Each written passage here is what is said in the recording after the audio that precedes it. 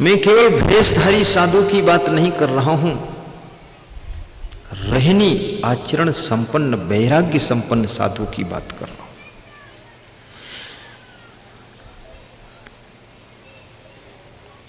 और गिर पहाड़, हमारे आश्रम के पड़ोस में नेपाल है, तो जब नेपाल हम लोग जाते हैं तो वर्षा ऋतु में जाना मुश्किल होता है, क्योंकि पूरे पूरे पहाड़ टूटकर सड़क पर गिर जाते हैं।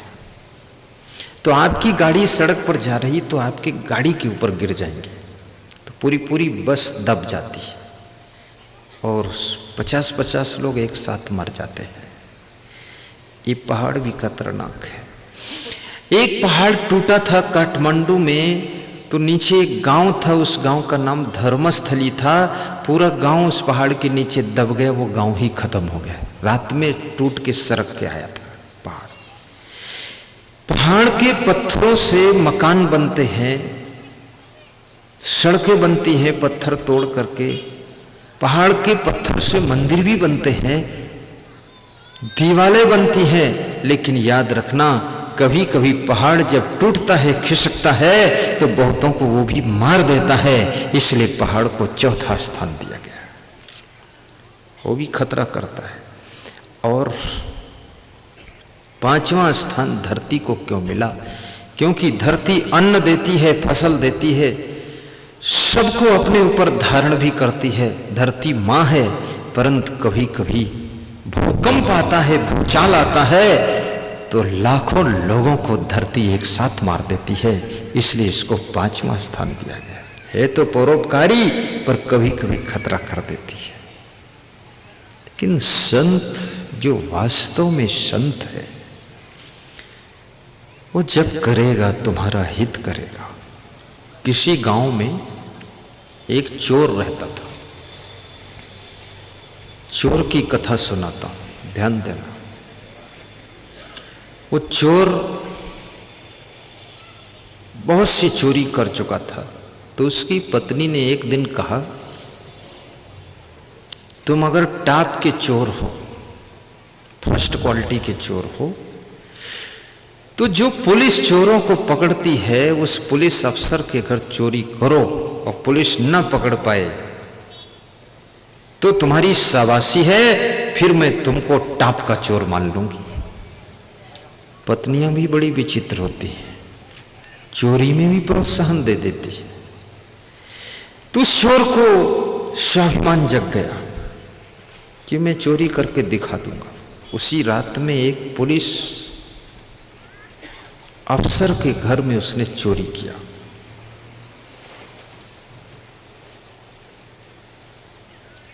और वो सूटकेस को उठाया जिसमें पुलिस अफसर की पत्नी के आभूषण थे, सोने चांदी के जेवर थे, और हजार हजार नोटों की गड्डियां थी।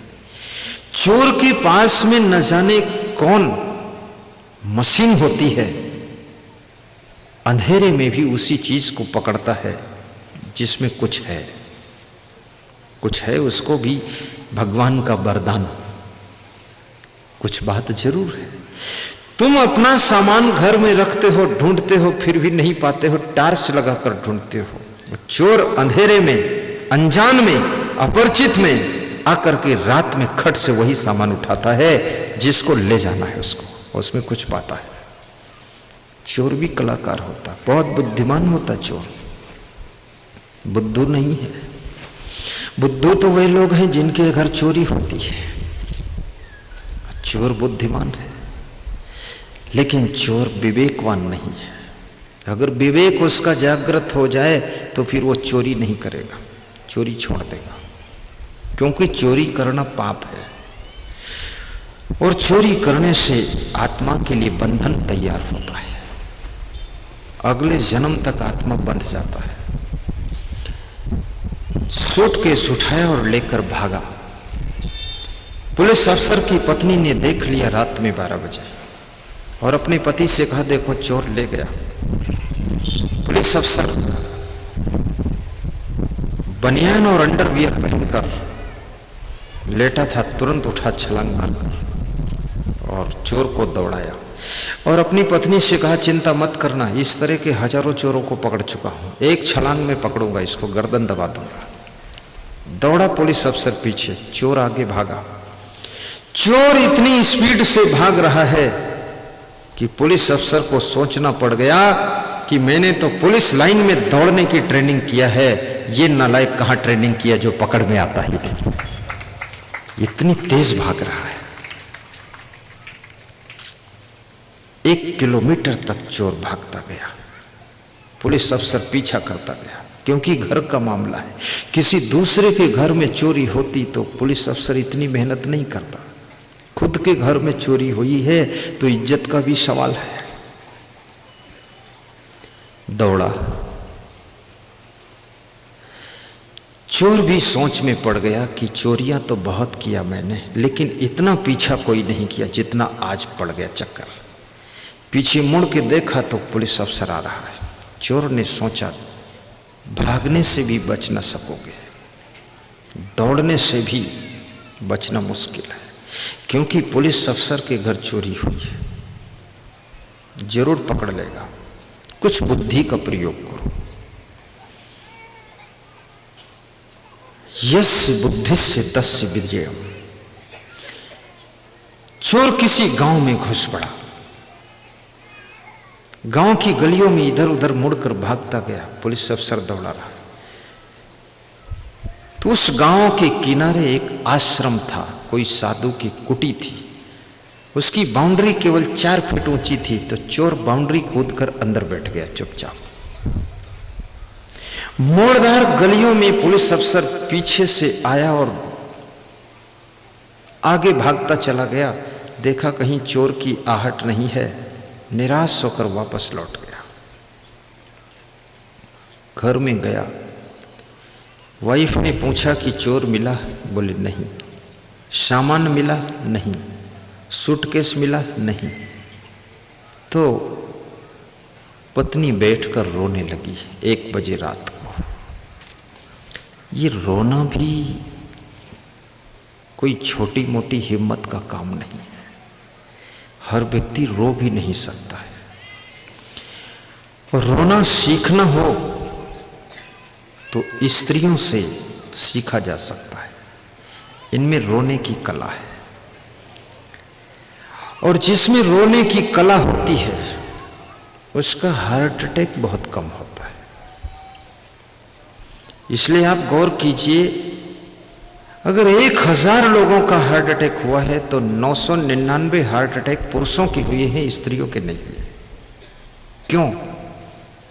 क्योंकि ये रो लेती है। रोना हार्ट अटैक की दवाई है, नहीं होगा। और जिसको हार्ट अटैक से बचना हो उस पुरुष को भी रो लेना चाहिए।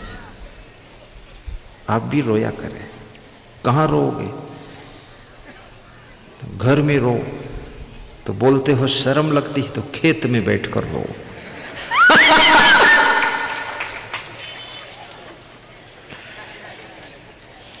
तो तुम ये भी कहोगे कि क्यों रोए, हमें इतना दुख नहीं कि हम रोए। दुख तो है लेकिन रो नहीं सकते, क्योंकि रोने में शर्म भी लगती है, इज्जत का सवाल है। ये रोना कोई आसान है? रोना बहुत बड़ी चीज है। राजा जनक रहे कहावत परम विरागी, सीय बिलोक धीरता भागी। सीता जी को देख करके वही भी रो पड़े थे। बाप कितना कठोर हो, लेकिन जिस समय बेटी की विदाई होती है, बेटी ससुराल जाती है, उस समय बाप भी फूट फूट कर रोने लगता है। कुछ अवसर ऐसे हैं जो पुरुष भी रोता है, लेकिन बहुत कम अवसर ऐसे उसके लिए आते हैं। स्त्रियां इतनी सरल होती हैं और इतना विनम्र होती है, ये दूसरों के लिए भी रो लेती है। और रोने से जो आंसू निकलते हैं, आंसुओं का स्वाद कैसा होता है कोई बता सकता है?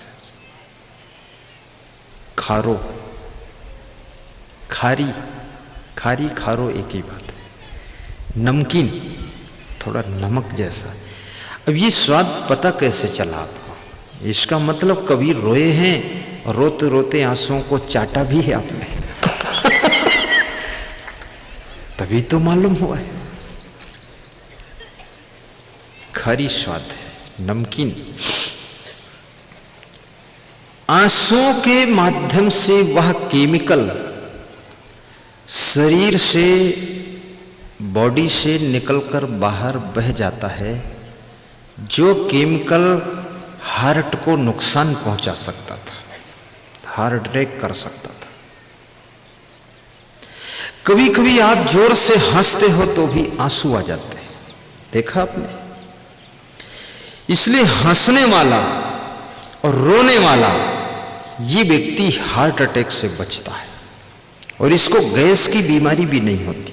पेट में गैस बनती ना बहुत लोगों को, खाते तो कम है फिर भी पेट फूलता चला जाता, फूलता चला जाता है, गुब्बारे जैसा फूला रहता है, बैठना मुश्किल, सांस लेना मुश्किल, पेट में गैस बन रही। और गैस का सबसे बड़ा ट्रीटमेंट है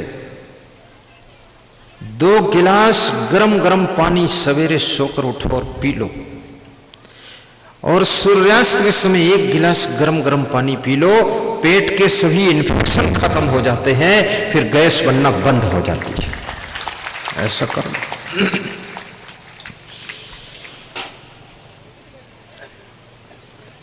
और जोर से हंस दो तो भी गैस बनना बंद हो जाए, और रो लो तो फिर क्या पूछना है।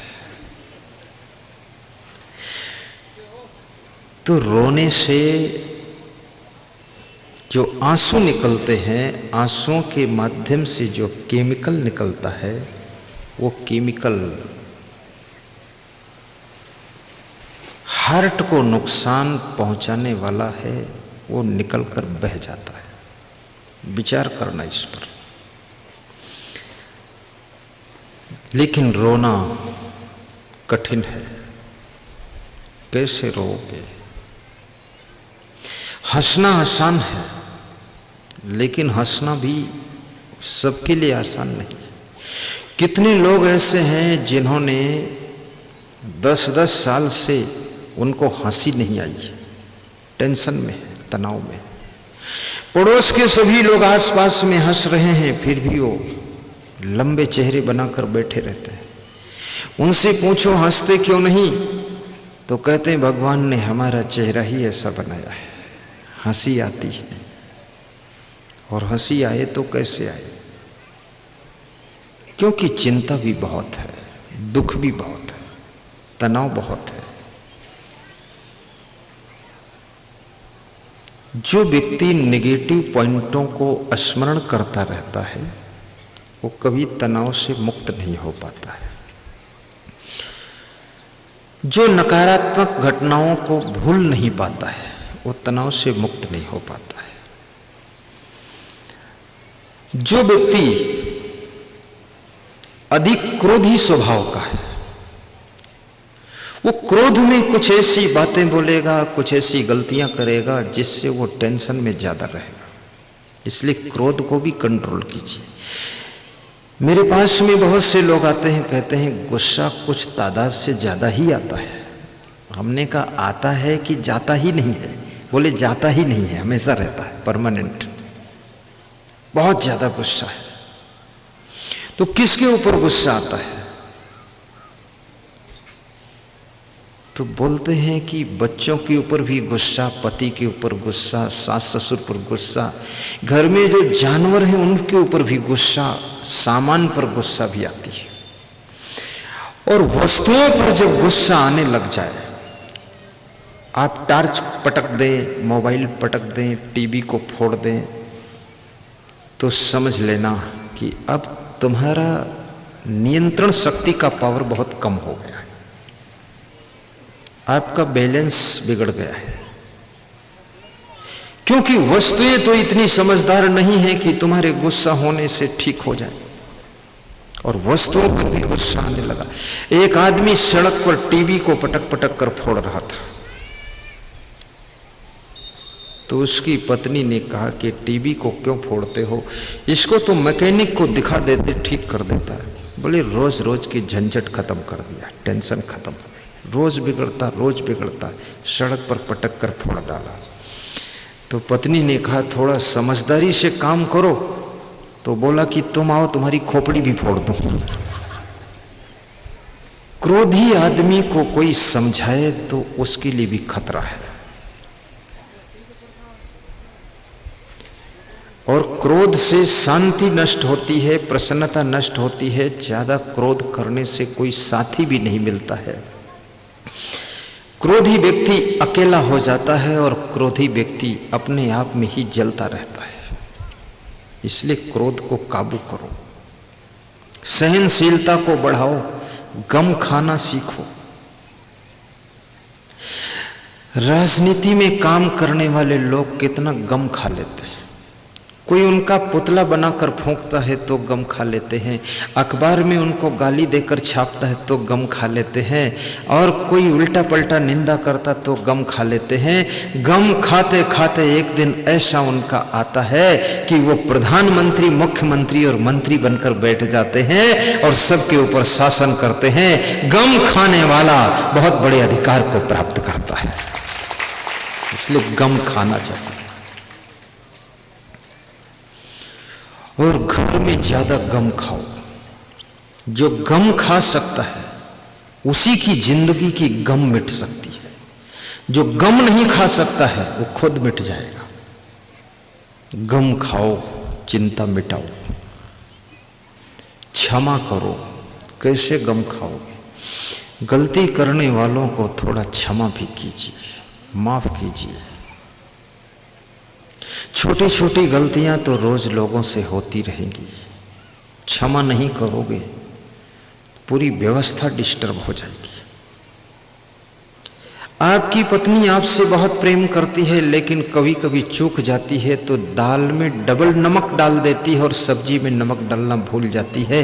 अब इस गलती को क्षमा नहीं कर सकोगे तो व्यवस्था बिगड़ेगी आपकी। भोजन का स्वाद तो बिगड़ा ही है पर पूरा घर बिगड़ेगा। फिर क्षमा करो। दाल और सब्जी दोनों मिक्स करके खा लो, बैलेंस आ जाएगा। हाँ, और क्षमा करने वाला बड़ा होता है। क्षमा बड़न को चाहिए, छोटन को उत्पात। क्षमा मांगने वाला उससे भी बड़ा होता है, क्योंकि क्षमा तुम तभी मांग सकते हो जब अपने अहंकार को कंट्रोल कर सकते हो। जब तक अहंकार अंदर जिंदा रहेगा तुम क्षमा नहीं मांग सकोगे। अहंकार समझाएगा क्षमा क्यों मांगू, क्या मैं ही ऐसी गलती किया हूं? ऐसा तो सभी लोग करते हैं, सब क्षमा नहीं मांग रहे हैं तो मैं क्यों मांगूंगा? अहंकार क्षमा मांगने से रोकता है।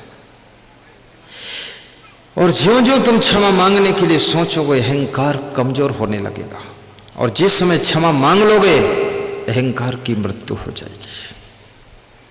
और अहंकार शांति के द्वार में बाधक है।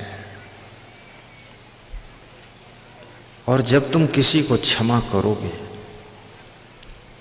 तो उसके प्रति जो तुम्हारे अंदर जोश है, गुस्सा है, उसको जब तुम खत्म कर पाओगे तभी क्षमा कर पाओगे।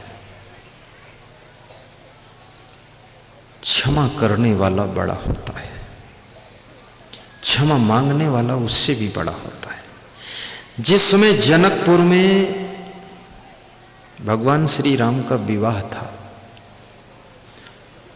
तो राजा जनक ने शर्त रखा था कि जो शिव जी का धनुष तोड़ेगा उसके साथ सीता का विवाह करूंगा।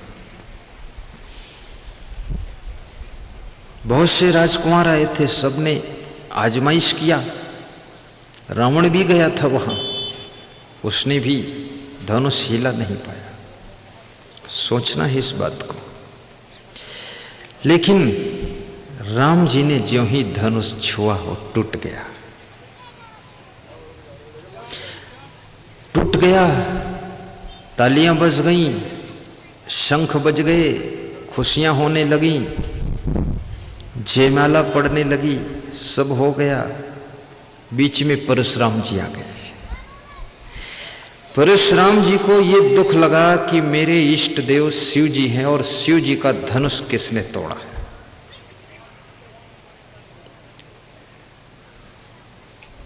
और ये भी कहा परशुराम ने कि जिसने तोड़ा है उसको सभा से निकालकर बाहर कर दो, अन्यथा जितने राजा आए हैं सबकी पिटाई करूंगा। तो जो अन्य राजा बैठे थे उन्होंने सोचा धनुष भी नहीं टूटा और सीता जी भी नहीं मिली, पर ये बाबा पिटाई जरूर करेगा। पहले से घर चले जाते तो ठीक था, बाबा मानेगा नहीं। परशुराम बाल ब्रह्मचारी थे, बहुत ताकत थी उनकी, लेकिन क्रोधी स्वभाव था। परशुराम से कोई परिचय पूछता था तो परशुराम कहते थे बाल ब्रह्मचारी अति कोही। जैसे तुमसे कोई परिचय पूछे तो क्या तुम बता सकते हो कि मैं दान करता हूं, दानी हूं, लेकिन चप्पल चुरा लेता हूं। अवगुण अपना नहीं बताओ। परशुराम जी अपना गुण भी बताते हैं, अवगुण भी बताते हैं कि बाल ब्रह्मचारी हूं ये मेरा गुण है, लेकिन अति क्रोधी हूं ये अवगुण भी है। पहले से परिचय दे देते थे कि हमारे साथ संभल कर व्यवहार करना, बहुत क्रोधी हूं, तुरंत मार बैठूंगा।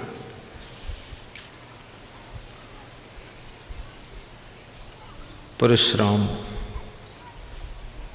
जब ऐसा कहते हैं तो कि उसको निकालो सभा से बाहर जिसने धनुष तोड़ा है, तो राम जी विश्वामित्र से पूछते हैं कि मैं जाऊं बाबा, मैं मिल लेता हूं, वो भी बाबा है आप भी बाबा है। विश्वामित्र ने कहा जाओ। परशुराम के सामने जाकर के राम जी प्रणाम करते हैं। राम जी के एक एक व्यवहार से सीखो क्या सीखना है। राम जी परशुराम से कह रहे हैं कि नाथ शंभु धनु भंजनिहारा हुई हरि को एक दास तुम्हारा, हुई हरि को एक दास तुम्हारा। राम की क्या नम्रता है, कितनी सरलता है। कहते हैं आपका कोई दास शिव जी के धनुष को तोड़ा होगा। हे नाथ, शिव धनुष का भंजन करने वाला आपका कोई दास होगा जिस पर आपका आशीर्वाद होगा, और कोई तोड़ नहीं सकता।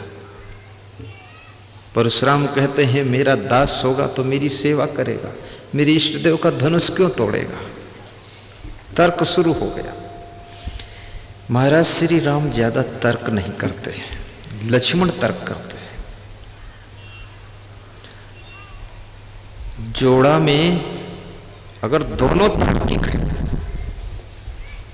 तो आपस में ही विवाद बहुत होगा। भाई भाई का जोड़ा, पति पत्नी का जोड़ा, शिक्षक विद्यार्थी का जोड़ा, सास बहू का जोड़ा, इनमें अगर दोनों खूब तर्क करते हैं तो दोनों रात दिन लड़ेंगे, शांति नहीं पाएंगे। और एक अगर ठंडा है तो फिर दूसरा थोड़ा तर्क करेगा, चुप हो जाएगा, फिर शांति हो जाएगी। तर्क तो दांत है, तर्क प्रेम को काटता है। ज्यादा तर्क मत करना, गम खा लेना, सह लेना। और अपने से बड़ों को रिप्लाई मत करना, प्रत्युत्तर मत देना, बात न लड़ाना। क्योंकि संसार में बात जीतने से भी सुख मिलने वाला नहीं है, याद रखना। बात हारने से शांति मिलेगी। गौर करिए, जब ज्यादा गुस्सा में हुए परशुराम जी तो लक्ष्मण जी ने विश्वामित्र से कहा बाबा मैं जाऊं, क्योंकि मेरा और परशुराम का जोड़ा ठीक है, वो भी क्रोधी मैं भी क्रोधी। जाओ लक्ष्मण। लक्ष्मण गए, बात किया। राम वापस आ गए। लक्ष्मण ने कहा, बाबा एक बात सोचो, इस एक धनुष के टूटने के कारण तुम इतना गुस्सा हो रहे हो, यही धनु पर ममता के ही हेतु, इस धनुष पर तुम्हें ममता क्यों है? और किसी साधु को यह कहना कि तुमको इस चीज पर ममता क्यों है, यह साधु का सबसे बड़ा अपमान करना है। क्योंकि ममता है तो साधु कैसा, और साधु है तो ममता कैसे? और परशुराम साधु है और धनुष पर ममता, तो परशुराम को और ज्यादा गुस्सा आ गया और उन्होंने कहा, रे बालक, रे कहा कि संभाल कर बोल, नहीं तुझको तो मार ही दूंगा, मेरे सामने से तू हट जा। तो लक्ष्मण ने कहा कि परशुराम जी, बाबा कोई हिमालय से कहे कि मेरे सामने से हट जाओ तो कैसे हटेगा? अपनी आंखें बंद कर लो तो कुछ दिखाई ही नहीं देगा, तो समझो कोई सामने है ही नहीं। लक्ष्मण ने इशारा दिया कि बाबा इतना गुस्सा हो रहे हो, जरा आंखें बंद करके अंतर्मुख होकर के देखो तो सही, ये तुम्हारे सामने अभी कौन आए थे जो नाथ कहकर चले गए। आंखें बंद किया, एहसास हो गया। इसलिए ध्यान कराया जाता है कि आप अंदर में उतर जाओ, अपने आप की गहराई में डूब जाओ। आंखें बंद करके 1 घंटा बैठना बहुत मुश्किल है। अभी बिठा दूं, कितने लोग ऊब जाएंगे, कितने लोग सो जाएंगे, कितने लोग ऊँघ जाएंगे, कितने लोग लुढ़क जाएंगे और कितने लोग चुपके से उठ के खिसक जाएंगे। हाँ, बोलेंगे यहां आंख मूंदने के लिए आया हूं, आंख तो घर भी मूंद लूंगा, यहां जो सुनाना है वो सुनाओ, आंख क्यों मूंदवाते हो? लेकिन आंख मूंदना भी कठिन है। मैं 5 मिनट का ध्यान कराता हूं और 5 मिनट के ध्यान में शर्त यह है कि आंख खोलना मत, केवल 5 मिनट। मैं किसी गांव में 5 मिनट ध्यान करवाया, मैंने कहा आंख खोलना मत, और मैं भी आंख बंद किया। तो मैंने चेक करने के लिए बीच में आंख खोल कर देखा, तो उसमें कई लोग आंख खोल कर देख रहे हैं। तो मैंने कहा क्या देख रहे हो? बोले हम देख रहे हैं पड़ोसी आंख बंद किए हैं कि खोले हैं। मुझे कहा ऐसे सब लोग देखे तो सबकी आंख खोले रहेगी। आंख मूंद कर बैठना भी कठिन साधना है।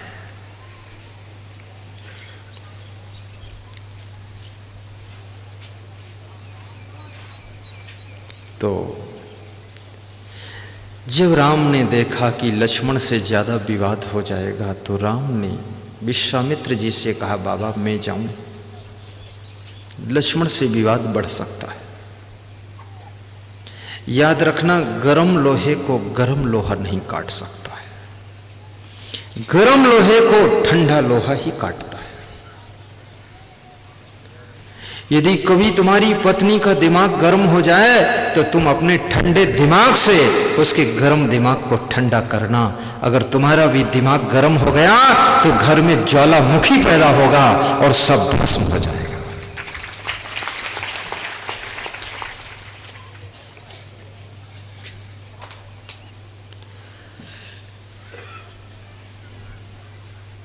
सह लेना, गम खा लेना। अभी एक सज्जन मुझे मिले गुजरात में, राजनीति में है, वो प्रवचन सुनते हैं। तो बोले कि मेरी वाइफ कभी कभी कुछ ज़्यादा ही गर्म हो जाती है।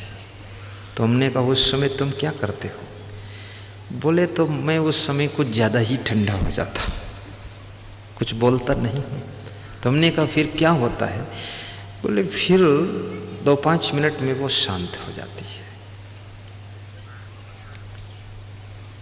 और मैं कहता हूँ कोई बात नहीं, आप नाराज हो गए तो कोई बात नहीं, अब हम ही गम खा लेते हैं।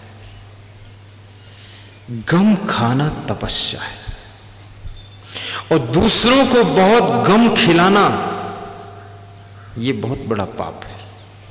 जानबूझकर उसको परेशान करते रहना,